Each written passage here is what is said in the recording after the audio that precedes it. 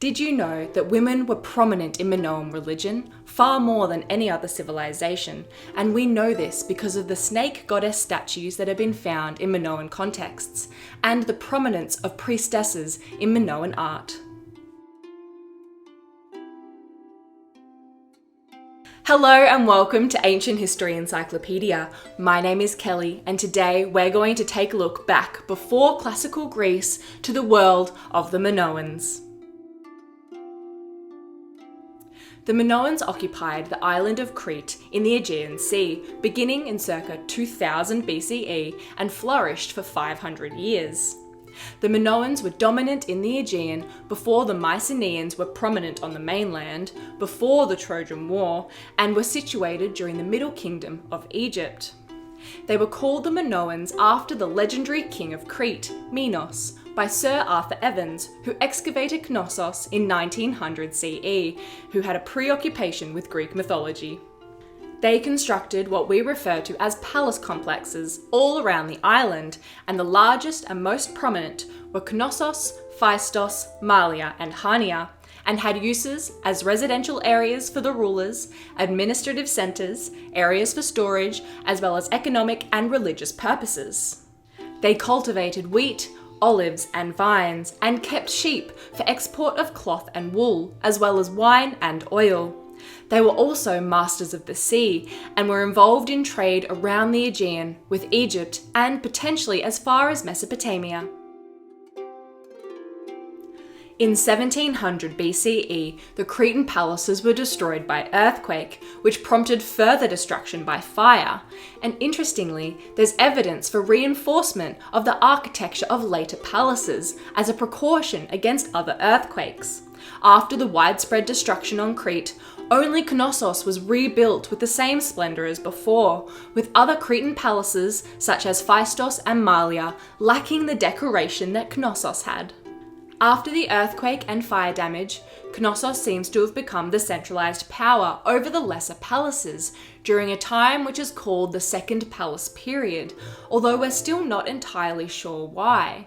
They had colonies spread throughout the Aegean and beyond, with Minoan traces found at Avaris and Akrotiri.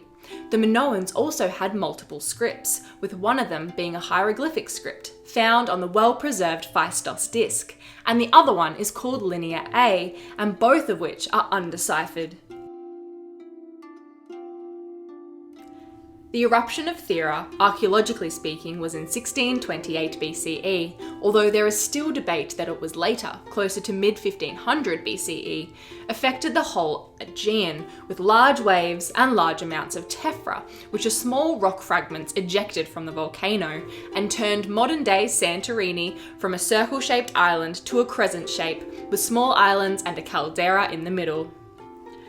There has been a long-standing argument between scholars over the dating of the Theran eruption, and therefore the dating of the whole Bronze Age period itself, which has caused a rift between scholars, and different sources will tell you different dates, and at the moment there is no end to this argument.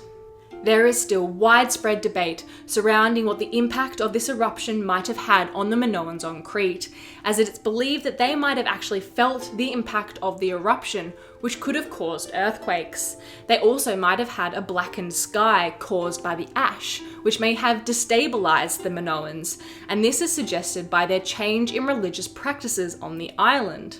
In circa 1450 BCE, the Minoan palaces fell, and Knossos was re-inhabited by a group not believed to have been Minoan, and this is due to the introduction of a new language, Linear B, which is known now as the earliest form of Greek.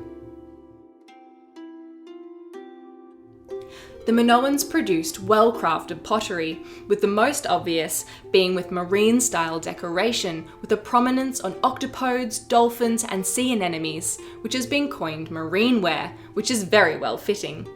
Their palace complexes were decorated with frescoes, some of which were fairly realistic, such as the dolphin fresco, and others may have depicted coming of age or religious rituals, such as the well-known bull leaping fresco. The bull leaping fresco shows a bull being held by the horns of a Minoan youth, with another on its back upside down and a third standing behind the bull. bulls had a prominent place in Minoan religion, with the horns of consecration being found in every Minoan palatial complex. Other religious symbols which were deposited by the Minoans in peak and cave sanctuaries were the sacral knot, the snake goddess, and the double axe. The prominence of the bull relates itself to what we know of Crete through mythology. Although there isn't any textual evidence available, we are certain that women played a prominent role in Minoan religion, with the snake goddess being a prominent figure in both ivory carvings and religious decoration. Religious scenes in Minoan art often centered around a floating deity in a flounced skirt, and it is known that women were priestesses. Although it cannot be said for certain that the Minoans were a matriarchy, women were definitely prominent in the religious scene, and there is only evidence for one goddess figure. Minos was the king of Crete, but only became king after he defeated his brothers, Sarpedon and Rhadamanthus, for the throne. Minos boasted that the gods would send him whatever he asked for. When he sacrificed to Poseidon, he asked for a bull to appear out of the sea, and then vowed to sacrifice it to the god once it appeared. It appeared, and Minos' claims were secured. Yet Minos defied Poseidon, and he sacrificed a regular bull rather than the heavenly one, which he kept for himself. Poseidon punished Minos by cursing his wife Pasiphae to become completely infatuated with the bull, and after mating with it in a wooden cow constructed by Daedalus, a famous architect in Greek mythology, she gave birth to the Minotaur, half bull, half man, which translates to the Bull of Minos. To keep the Minotaur and Pasiphae's shameful doing a secret, the architect Daedalus was commanded by Minos to build the labyrinth to keep the Minotaur in. When Minos had heard that an Athenian had killed his son, he demanded tribute of 7 boys and 7 girls, which he then put in the labyrinth for the Minotaur. Theseus, the son of Aegeus, the king of Athens, volunteered himself as tribute in the 3rd year and vowed to kill the Minotaur. And upon his arrival home, if he had died, his sails would be black, and if he lived, his sails would be white. King Minos' daughters, Phaedra and Ariadne, both fell in love with Theseus, and Ariadne gave Theseus a ball of string so that he could find his way out of the labyrinth after he had killed the Minotaur. Theseus unravelled this ball of string as he entered the labyrinth and moved deeper and deeper, and after he had killed the Minotaur, he used the string to retrace his path out of the labyrinth. He successfully killed the Minotaur, and he left with both women. Theseus abandoned Ariadne on his way home, and in his excitement with the prospect of marrying Phaedra, he forgot to change his sails from black to white. And when Aegeus saw the black sails, he threw himself into the ocean, and that is where the name Aegean Sea originated from. The Minoans were the first literate European civilization, which in itself is a great reason for our growing interest in them. Although we have texts, they are still an enigma to us since they haven't been deciphered, and what we know comes from the archaeological record and their strong links to mythology. We don't yet know just how much of mythology is interwoven with real history of the Minoans, but what cannot be denied is that they were a strong maritime entity in the Bronze Age Aegean. The end of their strength in the Aegean is often attributed to both the eruption of Thera and also the growing dominance of the Mycenaean civilization on mainland Greece.